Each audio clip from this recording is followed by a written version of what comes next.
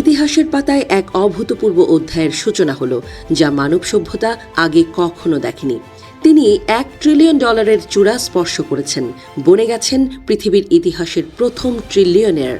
চারদিকে যখন তাকে একবিংশ শতাব্দীর সবচেয়ে বড় জিনিয়াস, দূরদর্শী এক মহামানব বলে স্তুতি গাওয়া হচ্ছে, ঠিক তখনই খোদ মার্কিন মুলুক থেকে ধেয়ে আসছে এক চরম বিস্ফোরক তথ্য। এটা কোনো একক প্রচেষ্টার ম্যাজিকও নয়, বরং সিস্টেমের ফাঁক গলে কোটি মানুষের পকেট কেটে জন্ম নেয়া $1 ট্রিলিয়নের ওয়েলফেয়ার বেবি বা সরকারি অনুদানে বেড়ে ওঠা এক ধনকুবেরের গল্প। সারা বিশ্বের সংবাদ মাধ্যম যখন স্পেস এক্স কোম্পানির IPO বা পাবলিক শেয়ার বাজারের রাজকীয় এন্ট্রি নিয়ে মেতে আছে, যখন বলা হচ্ছে $1.7 ট্রিলিয়ন এই সাম্রাজ্য ইলন মাস্কের একক সৃষ্টি, তখন এশিয়া টাইমসের পাতায় করবিন ট্রেন্ট নামের এক বিশ্লেষক ফাঁস করে দিয়েছেন ভেতরের আসল জট। তিনি স্পষ্ট করে দেখিয়েছেন, মাস্ক এমন কোনো নতুন প্রযুক্তি আবিষ্কার করেননি যা পৃথিবী বদলে দিয়েছে। তিনি বিদ্যুৎ আবিষ্কার করেননি, ট্রানজিস্টর বানাননি, এমনকি রকেট বিজ্ঞানের আদি সূত্রটাও তার নিজের মাথায় গজায়নি।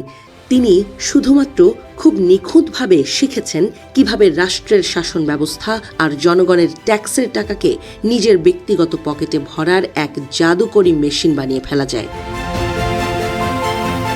টাকা আর ক্ষমতার এই অন্ধমোহ কিভাবে শুরু হয়েছিল তা বুঝতে হলে ফিরে যেতে হবে 2010 সালের সেই উত্তাল দিনগুলোতে। তখন ব্যাংকগুলো দেউলিয়া হওয়ার ভয়ে মাস্কের টেসলা কোম্পানিকে ছুঁয়েও দেখতে রাজি ছিল না। ঠিক তখনই ত্রাতা হয়ে এগিয়ে আসে খোদ মার্কিন সরকার। জনগণের ট্যাক্সের তহবিল থেকে সঁপে দেয়া হয় প্রায় $50 কোটি বিশাল এক ঋণ। চুক্তিতে শর্ত ছিল, কোম্পানি যদি সফল হয় তবে সরকার পানির দরে 30 লাখ শেয়ার কিনে নিতে পারবে, যা ছিল জনগণের ন্যায্য পাওনা। কিন্তু চতুর মাস্ক যখনই দেখলেন টেসলার সুদিন এসেছে, তিনি মেয়াদ শেষ হওয়ার 9 বছর আগেই তড়িঘড়ি করে পুরো ঋণ শোধ করে দেন এবং চালাকি করে বাতিল করে দেন সরকারের সেই শেয়ারের অধিকার। গণমাধ্যম একে মাস্কের সততার বড় এক বিজয় বলে প্রচার করলেও আসলে আমেরিকার সাধারণ মানুষকে তাদের ন্যায্য $100 কোটি লাভ থেকে বঞ্চিত করা হয়েছিল সেদিন। নাটকের আরও বড় অঙ্ক মঞ্চস্থ হয়েছে মহাকাশ গবেষণার নামে, যার মূল চরিত্র মাস্কের আদরের স্পেস এক্স। আজ মুক্তবাজার অর্থনীতির যে বড় বড় বুলি আমরা শুনি, সেই নিখাদ পুঁজিবাদী সমাজ ব্যবস্থায় স্পেস এক্সের অস্তিত্ব 2008 সালেই চিরতরে মুছে যাওয়ার কথা ছিল। উপর্যুপরি 3টি রকেট যখন আকাশে বিধ্বস্ত হলো, মাস্ক যখন নিজের শেষ ডলারটি পুড়িয়ে দেউলিয়া হওয়ার দ্বারপ্রান্তে, ঠিক সেই মুহূর্তে আমেরিকার মহাকাশ গবেষণা সংস্থা নাসা $160 কোটি এক বিশাল চুক্তি নিয়ে তার সামনে হাজির হয়। মহাকাশ খাতের বিশেষজ্ঞরা এক বাক্যে স্বীকার করেন, নাসার সেই টাকার লাইফলাইন না পেলে স্পেস এক্স আজকের এই আলো দেখতে পেত না। আমেরিকার মানুষ গত 60 বছর ধরে যে মহাকাশ প্রযুক্তি, যে উপগ্রহ বিজ্ঞান নিজেদের রক্তপানি করা পরিশ্রমে গড়ে তুলেছিল, তা কেন জানি একসময় মার্কিন সরকার নিজেই আর এককভাবে পরিচালনা করতে চাইল না। 1980-এর দশক থেকে নাসার বাজেট সংকুচিত করে সরকারি সব প্রযুক্তি আর গবেষণার সুবিধা সস্তা দরপত্রের নামে তুলে দেয়া হলো একদল প্রাইভেট বিলিয়নিয়ারের হাতে। আজ মাস্কের পুরো সাম্রাজ্যে মার্কিন সরকারের দেয়া তহবিলের পরিমাণ প্রায় $38 বিলিয়ন, যার মধ্যে শুধু স্পেস এক্সই ধরে রেখেছে $22 বিলিয়ন সরকারি চুক্তি।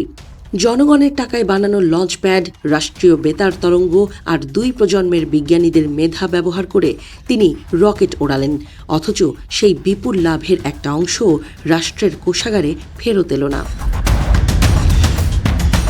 আজ চীনের রাষ্ট্রীয় পৃষ্ঠপোষকতায় চলা স্টার্টআপগুলো যখন মহাকাশ গবেষণায় আমেরিকাকে টেক্কা দিতে শুরু করেছে, তখনই প্রমাণ হয়ে গেছে যে রকেট উড্ডয়ন কোনো একক মানুষের অলৌকিক কেরামতি নয়, এটা যে কোনো রাষ্ট্র চাইলেই নিজেই করতে পারে।